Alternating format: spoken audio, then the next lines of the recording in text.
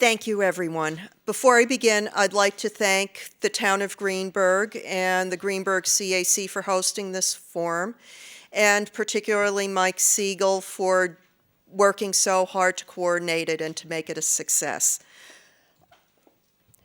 By means of introduction, my talk tonight is intended to be a non-technical introduction to the various concepts involved with stormwater management, and to begin talking about some of the on-site, low-impact development, green infrastructure options we have to reduce or eliminate entirely stormwater runoff, which is the cause of so much flooding damage in our town.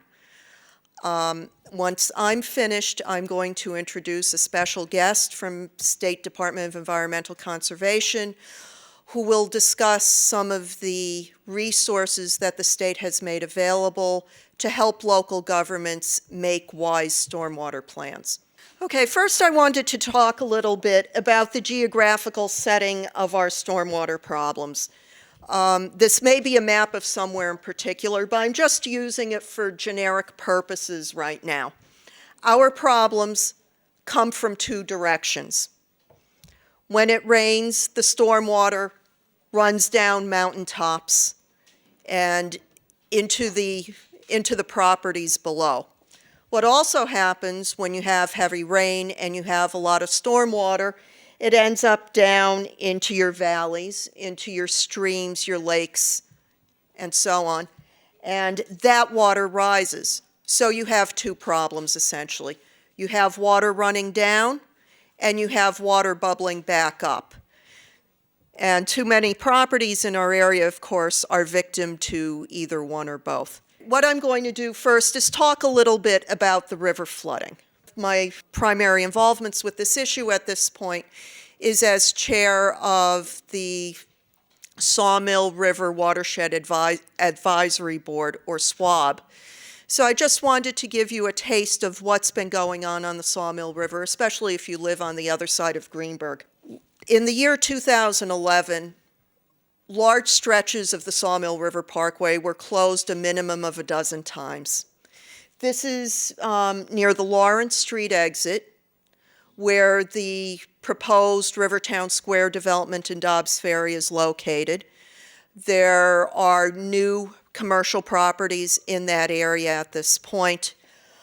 The village of Hastings-on-Hudson is just down the road there.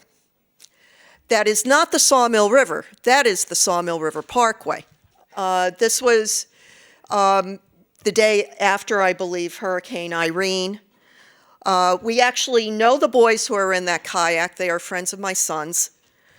As you can see, if you can't get your flooding in control, you're going to end up with severe economic dislocation, because we all know that people can't get to work and goods cannot get from place to place if our highways end up being turned into rivers too often.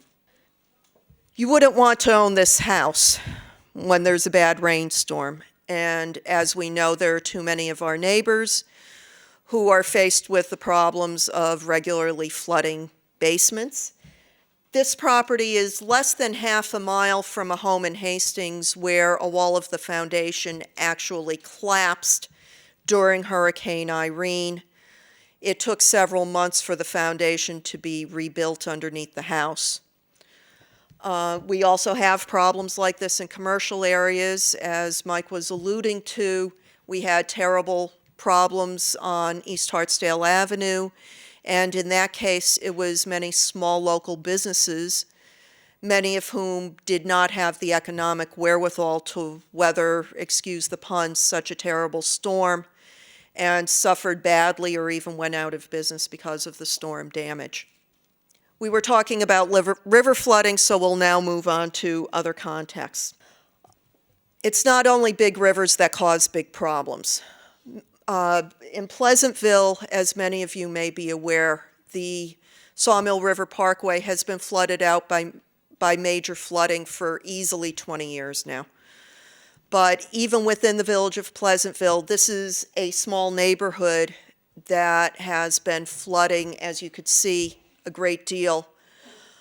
It turns out that most, if not all, of the problem in this neighborhood, at least we think at this point, is actually caused not by the Sawmill River itself, but by a secondary stream.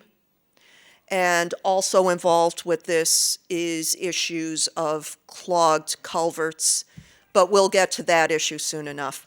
What we have to think about when we think about stormwater runoff is the effect that much of our real estate development has on the properties around it. The slide to the left, you can see a natural situation. You have grasses and trees. In the case of a hypothetical heavy storm, maybe only 10% of the water runs off. Half of it actually gets absorbed into the ground below, whether by shallow infiltration or deep infiltration. When you develop too much or you develop in the wrong way, you end up with a dramatically different situation. Look at the difference between the infiltration numbers. You're talking about a total of 50% of the stormwater being absorbed underground if you have trees and grass. If you have highly urbanized development, 75 to 100% coverage with buildings and pavement, you're talking only about 15%, 1.5 as opposed to 5.0, absorption underground, and you end up with dramatically more runoff. In this hypothetical, 55% instead of 10%. That water has to run somewhere, and it generally runs into the streets, into the highways, and into neighbors' basements and first floors. Overflowing infrastructure is a problem. And of course, one of the things that taxes our infrastructure is increased runoff. Here we're looking at your basic sanitary sewer backing up and causing more flooding problems. There are two major stormwater management challenges, as I see it, that need addressing. One is beyond the town and village level, climate change. There seems to be mounting evidence that as the climate changes, our region may be subject to more sudden, severe storms with greater rainfall. If you have larger amounts of rainfall falling within a short period of time, that, of course, is when you're going to end up with more severe stormwater runoff problems, because even a natural setting is going to have a hard time absorbing all of the water. But the increase in impervious surfaces also plays a role. Whenever you put in hard pavement, you put in more buildings without adding other features to compensate, you end up with a lot more runoff and a lot more stormwater that would need to be managed off-site by other people or by the government. When I talk to people about the concept, I ask them to think about a culvert. This is any culvert. Doesn't matter which one. But if you think in your mind, a culvert may be 4 feet wide. Let's say when the original street and sewer and road system were put in, everybody figured that 4-foot culvert or that 4-foot pipe would last you through what's known as a 50-year storm. It's a storm of a certain severity that you could expect to happen once every 50 years. Well, if you end up with a situation where you've got less natural ground cover and you have more in the way of impervious surfaces, you have more runoff, you have more severe storm cycles, you may find that you really need a 5 or 6 foot pipe instead of a 4-foot pipe, and you're going to end up with flooding problems. In order to really be able to get any kind of effective handle on this, there's no one-stop shopping here. We're going to have to do this through multiple solutions. Solution number one of the things I've been doing since I started getting involved with flooding issues on the board is making the case for maintenance. making sure our rivers are flowing, making sure all of our culverts, our areas around our bridges and so on are cleaned out. And this is why. Think of our 4-foot culvert again. You get a storm that requires a 5 or 6 foot culvert, you're going to have flooding problems. But just imagine how much worse those flooding problems are going to be if that 4-foot culvert is filled up with 2 feet of sticks, plastic bottles, dirt, leaves, and other kinds of garbage and muck.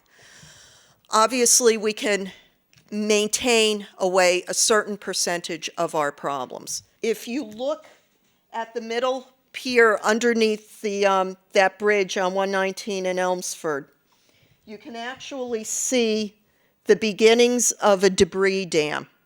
This one's mostly wooded, and you could see what happens as the materials gather around a fixed point, in that case the center pier. The channel through which water can freely flow is getting more and more restricted. What happens then if you have a bad storm and you have a lot of water rushing downstream, it's going to back up, and that's going to cause localized flooding upstream. Now that's a debris dam, up close and personal, that went all the way across the Sawmill River.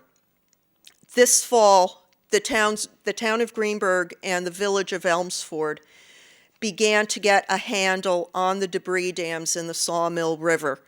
It's very labor-intensive work. Sometimes it can be very dangerous work. But it seemed in certain spots that every few hundred feet, you ended up with another dam that had to be removed. There are also dams. The last time I went out to walk the Bronx River, for example, we had a volunteer effort that cleaned some of the light debris out of the Bronx River. But when I went back a couple weeks later, there are places where the river was stopped up with logs and stopped up with debris dams, not quite as woody as this, made up almost entirely of plastic bottles and silt. Once again, the water's going to back up behind it in a major event, and that's going to cause serious localized flooding issues.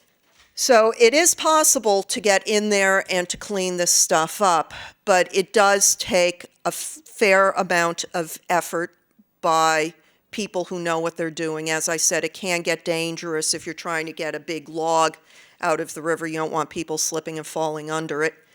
It also requires major equipment. And one of our companies in Elmsford, Brookstone, right? Brookfield. Brookfield loaned equipment to the town of Greenburgh, which is a great example of how private businesses that are severely affected by flooding can partner with the government to begin to get a handle on the maintenance issues. There are plenty of whole logs out in those rivers. Hopefully they're almost all gone from the sawmill now, but they do exist in other places, and if we don't regularize our maintenance and go out there and clean periodically, we're going to end up with large numbers of logs blocking our rivers again. Solution number 2, gray infrastructure. This is largely what people traditionally think of when they think of flood control. Your walls, your levees, your berms, sluice gates, retention and detention ponds. I can never keep the two straight. Maybe our special guest can help. Underground tanks and culverts. These generally help channel water away from one property to go elsewhere. Now, one of the problems with doing gray infrastructure is, number one, it denies the Earth's natural capacity to absorb the stormwater. One of the other things it does is it carries pollutants. For example, if you have a lot of runoff coming from a residential property where there are a lot of commercial fertilizers used, or where there are a lot of salts used to eliminate snow and ice during the winter, not a problem this year, but a problem most winters around here. The salts and the fertilizer chemicals and any other pollutants, oil from drippings from vehicles, for example, will get carried throughout the landscape and into our main rivers. Green infrastructure reduces the spread of pollutants and runoff by enabling the land to absorb its own stormwater and not channel it elsewhere. As you can see, there are benefits to green infrastructure beyond the pollution reduction and the stormwater management issues. It certainly looks nicer, and beautification is a good thing. It's good for us as we live our lives. It also helps improve real estate values. As you notice, instead of building a big underground sewer, you make a little channel and you put the proper absorbent plants in it. It can sometimes be cheaper to implement than traditional gray infrastructure. Sometimes you could do it on a roof as small as the one on our left, or on a major commercial building like the building at Marist College on the right. Green roofs, again, essentially help recover the role of the land to absorb the stormwater. If you have the right absorbent plants, it helps increase the absorbency. Among the non-stormwater benefits of a green roof is it helps insulate the property. I imagine the air conditioning costs at a property like this are substantially lower than they are with a traditional hard landscape roof. Let's introduce a face in the crowd. Ann Jaffe Holmes has joined us tonight. She's in the picture on the right. If every property had a few rain barrels, it would help with the stormwater issue. It would also provide water for on-site uses such as watering plants, and would help to reduce water bills and issues with drinking water management as well. We've been having a severe problem in this county, particularly along the Sawmill River, with invasive vines killing our trees. When the trees die, the roots die. You end up with you not only end up with debris in the river, which clogs it up, but you also end up with a situation where the structural integrity of your riverbanks may be compromised. Planting stream buffers is a good way to keep the integrity of your stream banks, and it too also helps absorb water before it makes it down to the river. Not all pavement creates vast quantities of runoff. We do have options to the traditional asphalt. You see a pervious asphalt, and on the other side, the use of pavers. What these do is it prevents the problem we saw on that screen with the highly developed urban scape, where all of the water runs off. Instead, much of it ends up being absorbed below, and it's that subsurface infiltration that we really need to help get a handle on the stormwater issue. The size of your culvert becomes less relevant if you get rid of the culvert and give yourself a wider riverbed for the river to spread out into. On the left is the new daylighting of the Sawmill River in Yonkers. We have a less urban setting from Stottsburg on the right. Once again, we have a situation in which the river will be able to channel more water more effectively without the culverts. You also have other benefits. For example, beautification again. You also have an opportunity to introduce more plants and animal life into the urban landscape. The other issue is culverts create maintenance nightmares because you don't even necessarily know how clogged up your culvert is until you send somebody crawling around inside of it, which is very labor intensive and again is quite dangerous. With the daylighted stream, you can see exactly what's going on inside of it, and it's much easier to clear out if you do end up with a debris problem. Residential green infrastructure. When the CACs go back to talk to the colleagues on the local planning boards in the villages and the town, it's important to remember that these green infrastructure concepts are not just for major commercial developments. There are always analogs for these that can be used in a residential context. A single-family residence can use pervious asphalt just as they can use impervious asphalt. They can plant rain gardens just like a larger development as well. And for the hypothetical I was talking about before, let's say you live downhill from a lovely little house that then becomes a McMansion overnight. You end up with more runoff. It might cause you problems. If in the site planning there's discussion about ways for the individual residents to mitigate the stormwater runoff problem, that will create less of a problem for the neighborhood. How do we get people to do this? And since I'm largely addressing CAC people here, I think it's important to discuss the fact that, especially when real estate development is being discussed, there are always certain people in your village or your town who quite frankly want to marginalize you. They want you to say that you're unrealistic, that you're tree huggers, that you're all kinds of things, and that you're just not practical. Well, as we know, doing the environmentally right thing with stormwater management is also the practical thing. And some of the arguments you can make to go out into the world and to improve our stormwater maintenance performance. Number one, we need to rebuild a culture of maintenance.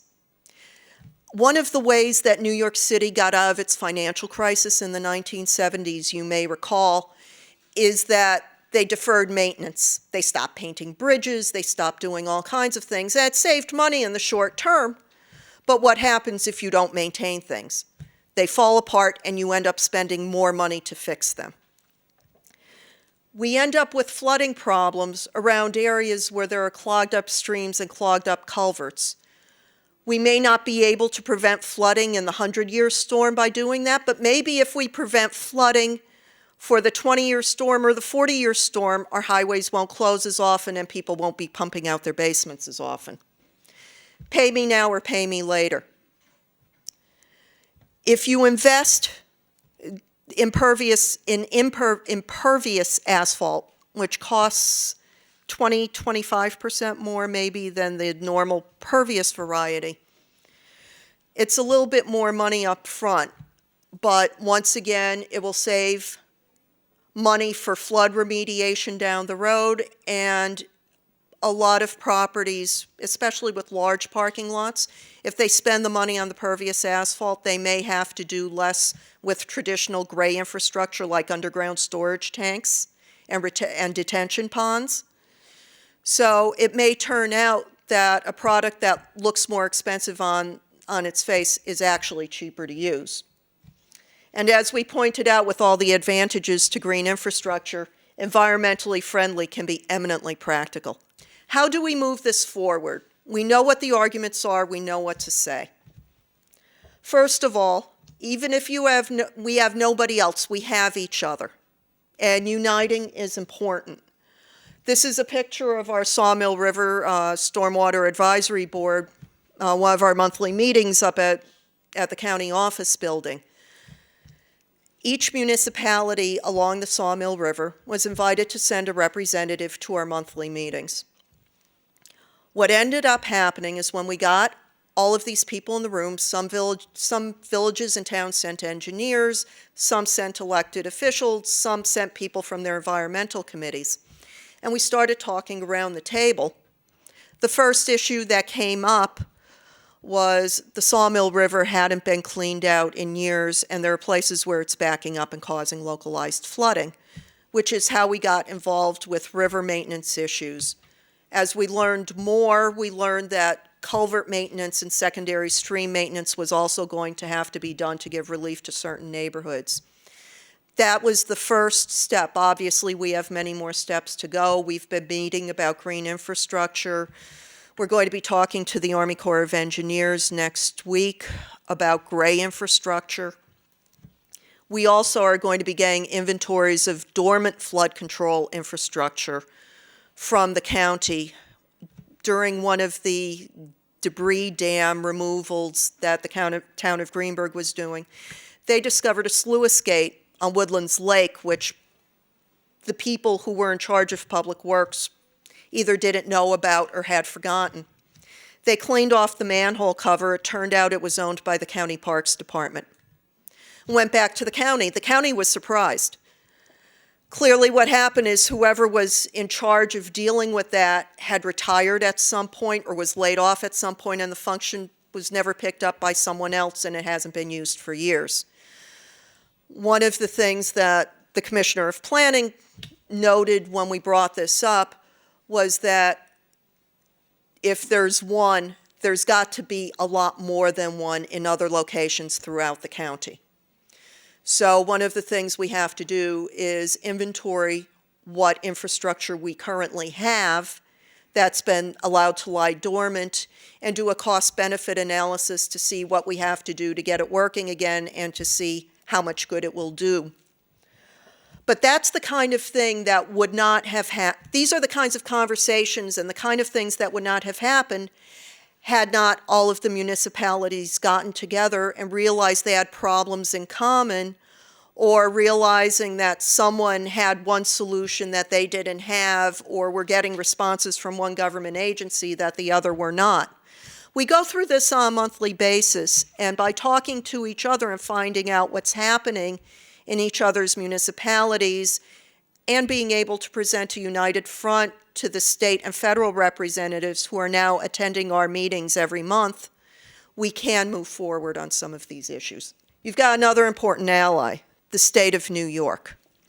The state of New York has put together a stormwater design manual which relies very strongly on low-impact development and green infrastructure techniques to help deal with stormwater issues. This is put together in the spirit of helping local governments make wise land use and site plan decisions. And to help me talk about that and to correct any mistakes I made along the way is Emily Vail, the Estuary Watershed Outreach Specialist for the Hudson River Estuary Program. She is definitely one of the leading experts in our area on the subject of low-impact development. And when I called her up to borrow some slides and she said she'd be happy to come and talk to you herself tonight, I was absolutely delighted. So with no further ado, here's Emily Vail, and she could tell you a little bit more about the Stormwater Design Manual and how it can help you. Emily. Quick outline. We'll talk about the Hudson River Estuary Program. Can I get a show of hands? How many people are familiar with the Hudson River Estuary Program? Okay, not many. Great, so good. We'll go over what that is. We'll talk about the Stormwater Design Manual and the updates from 2010. We'll talk about the green infrastructure process that the design manual outlines. Discuss the role of municipalities, and then talk about some of the resources that are available through our program. The Hudson River Estuary Program is based out of the New Paltz office of the New York State DEC in Region 3. Our goals, our key mission is to ensure clean water throughout the estuary watershed, to protect and restore fish, wildlife, and their habitats, to provide water recreation and river access, to adapt to climate change and conserve the world-famous scenery. You may have seen our sturgeon logo on some of the road crossings for the tributaries and the Hudson River itself. So this is a map of the Hudson River watershed and our Hudson River Estuary Program area. As you can tell, it stretches from New York City to Albany and includes this part of Westchester. So in August 2010, the New York State Stormwater Management Design Manual was updated, and there have been several key changes. One of them is the development of a brand new chapter, Chapter 5, on green infrastructure. Has anyone looked into the Stormwater Design Manual? Is people familiar? Okay, great. Along with this come some new requirements that new development needs to use green infrastructure practices and the process first, before thinking about these other types of gray infrastructure. In development, a stormwater pollution prevention plan has to be developed as part of the construction permit. And now people are required to manage their stormwater runoff, not only during construction, but also after construction. So there's this post-construction stormwater runoff. For most sites, if disturbance is greater than 1 acre, you're required to do this. For residential sites, it's greater than 5 acres, unless you're discharging into a particular impaired water body. But like I said, these people need to consider green infrastructure practices first before gray infrastructure, and they need to show how they accounted for that in their stormwater pollution prevention plan. So the Stormwater Design Manual has a really helpful outline of this process. It's a little hard to find. While the Green Infrastructure chapter is Chapter 5, this particular process is outlined in Chapter 3 on the last page of Chapter 3, just where it's a little challenging to find. But the process for implementing green infrastructure is more than just putting some practices in the ground. While that's also fantastic, there's also a really key component of planning. So the first step is thinking about preserving natural areas and to avoid producing stormwater, because like MaryJane showed, in a natural area, we have a lot of that stormwater runoff going into the ground or being used by plants, just like nature intended. So if we keep vegetated areas, we can keep that area functioning like it had been and avoid producing stormwater. So by reducing impervious surface cover, we can also reduce the amount of stormwater that's produced. And then lastly, we'll implement green infrastructure practices to manage the stormwater that is actually produced on the site. So it's the step where we start with planning, thinking about both natural cover, preserving natural areas, reducing impervious surface cover, and then the next step is actually implementing these specific practices. Just to go into the planning in a little bit more detail, I think this is really critical, especially for environmental committees and things like that, to think about preserving natural areas, reducing disturbance, conservation design, preserving buffers like vegetation around streams and wetlands, locating development in less sensitive areas, and also reducing impervious surface cover. And I think that this diagram from the Dutchess County Greenway Guide shows an example of a traditional subdivision, but also a conservation subdivision, which is a little hard to read, but you can see that there's this stream that goes through the property. In the first scenario, they've actually put roads over it. They probably have undersized culverts. They have a lot of disturbance. Their driveways are very long. In the second example, the conservation subdivision, the driveways are a little shorter. They preserve that buffer around the stream area. They've kept that meadow area as sort of a different ecosystem type. So there's a big difference between a traditional and this kind of conservation design. Same number of lots, but just a slightly different mode of development. And then there are the green infrastructure practices that MaryJane talked about, the natural featured engineered practices that infiltrate stormwater runoff on site. A couple key components to that is treating stormwater closer to where the rain falls and using several small practices instead of one large one, like one large detention pond or one large pipe that goes to a stream, something like that. We have many examples of green infrastructure practices up and down the Hudson Valley available on our website. If you can find it on either the Hudson River Estuary Program's website and click on the left-hand link of green infrastructure examples, or you can go right to that web page. We have over 60 examples of all different types of practices. I just want to go through quickly the benefits of green infrastructure, which MaryJane talked about as well. Of course, managing stormwater, both in dealing with the quality and also the stormwater quality. Recharging groundwater, reducing combined sewer overflows if that's a concern by having that stormwater go into the ground instead of into the sewer system. It can cool urban areas, which leads to a substantial energy savings. We see this on green roofs where you're actually putting the vegetation on top of a building, but even having more vegetation in an urbanized area can lead to decreases in temperature, and this can be pretty substantial for their energy savings. Providing wildlife habitat, especially if you're using native trees, shrubs, grasses for these types of practices. Improving air quality, the vegetation can actually take particulate matter out of the air, which can lead to improvements in human health. And it can also increase land values. There was a great study done in Philadelphia called the triple bottom line approach, and they actually found that there were substantial increases in real estate value due to modeled increases in green infrastructure. The next. And lastly, beautifying neighborhoods. Green infrastructure is often a very aesthetically pleasing approach. Instead of putting pipes underground, you're using flowers and shrubs above ground, and it can really be a community asset. Nearly everyone has a role in implementing green infrastructure. There's a wide range of different ways to plug in. So homeowners, watershed groups, we work with several watershed groups in the area, so that's one of our main audiences, but also neighborhoods, businesses, schools, regional planners, and municipalities play a really important role in getting these projects in the ground. you want to make sure that not only are people proposing things like rain gardens, pervious pavement, and so on, but they're proposing them in the right way. They're making sure that they're thinking about where water is flowing on the landscape, what practices are going to make sense, and making sure that it looks right.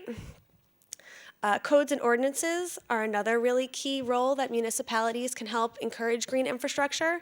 There may be codes or ordinances that incentivize or require the use of specific practices. You may find that some of your codes are overly restrictive and certain types of practices can't actually be constructed. So one thing that we recommend doing is looking at your codes and ordinances using a state code and ordinance worksheet for better site design. And I'll talk a little bit about that later. You might also think about a specific stormwater management local law to really focus on that. Municipalities can also build demonstration sites to show that these practices work, that they're real, that they're effective. We have many examples on our website of municipalities that have implemented green infrastructure on public property, whether it's parks, whether it's the town hall. Just two examples are the Mount Pleasant Highway Garage and the Village of Greenwood Lake, which did a large-scale green infrastructure overhaul of their village hall. And then lastly, it's really key to think about intermunicipal cooperation in dealing with issues, especially things like flooding and stormwater management, because your neighbors may be contributing stormwater runoff to your property, and your neighboring towns may be doing that as well. So thinking about intermunicipal structures may also be really important in dealing with these issues. NRDC recently released this fantastic report called Rooftops to Rivers 2, and I highly recommend that you take a look at it if you're interested in looking at some leaders of green infrastructure in the United States. This list shows several of them, and I'm just going to talk quickly about Syracuse, New York. I had the opportunity to visit Syracuse and see some of their really innovative practices. Their scenario is that they have a combined sewer overflow consent order, so they're required to deal with this problem, and they've chosen to deal with it using a large-scale green infrastructure approach. So a few of their really exciting practices include this enormous green roof, possibly one of the largest in the Northeast, and it captures nearly over a million gallons of stormwater runoff every year. It's on the top of their convention center, their conference center. Another really interesting practice is this cistern that collects stormwater from their War Memorial building.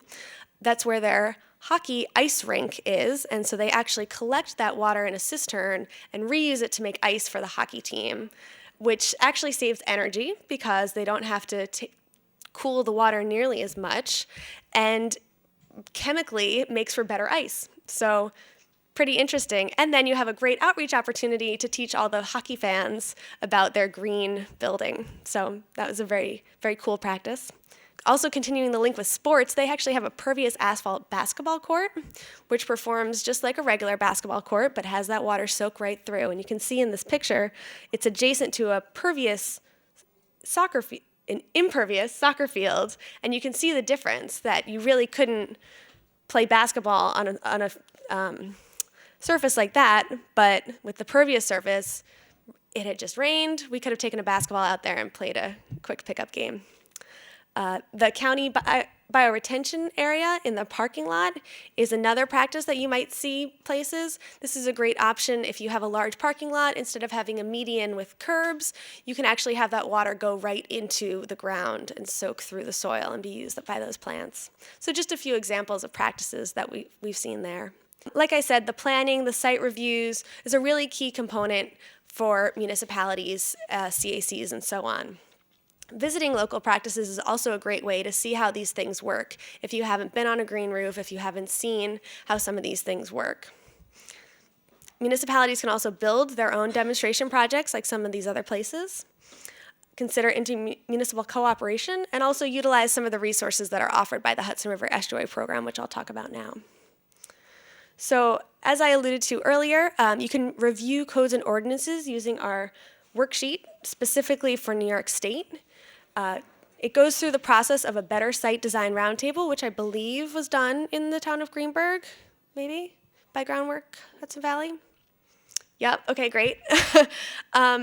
There's also some case studies that were written up, one in the town of Wappinger, which is a suburban community in Dutchess County, and one in the town of Clinton, which is a more rural community in Dutchess County, that are great case studies and examples of ways that you can use this worksheet. Like I said, we also have a website of different practices. If you haven't been on there, I encourage you to check it out and see what kinds of practices are near you. And if you realize that there are practices that you know about that aren't listed on there, you can get in touch with me so we can make sure we post those so everyone knows where there's even more examples of green infrastructure. And this is just a map of what we have so far. So you can see there's a pretty good distribution, but we'd love to post even more sites. You can also participate in Trees for Tribs. Is everyone familiar with Trees for Tribs? I'm going to make you do one more show of hands, and that's it. Okay, 2. Great. So Trees for Tribs is a program run by the Hudson River Estuary Program, and we provide free native trees and shrubs to volunteer groups to plant alongside tributaries to the Hudson River Estuary. So it's Trees for Tributaries. And volunteer groups can come to us. We do plantings in the fall and in the spring, and we provide technical assistance, we provide the free plants, we provide a site plan, and may even dig the holes for you if the site is appropriate for that. So if you have any ideas for sites that could use some streamside vegetation, I encourage you to get in touch with Beth Ressler. Her contact information is there, and visit the website as well for Trees for Tribs. And that's it.